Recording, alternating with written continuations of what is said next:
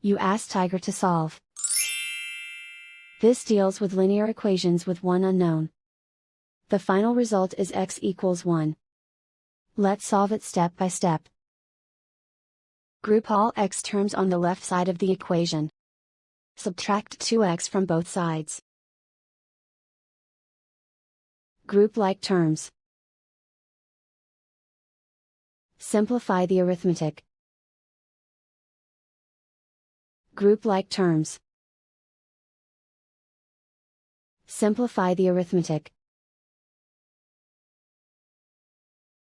Group all constants on the right side of the equation. Add 3 to both sides. Simplify the arithmetic.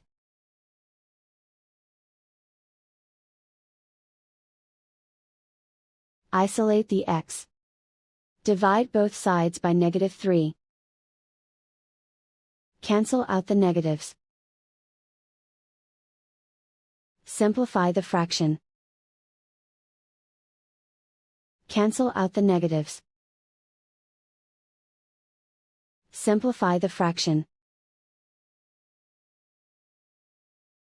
And so the final result is x equals 1.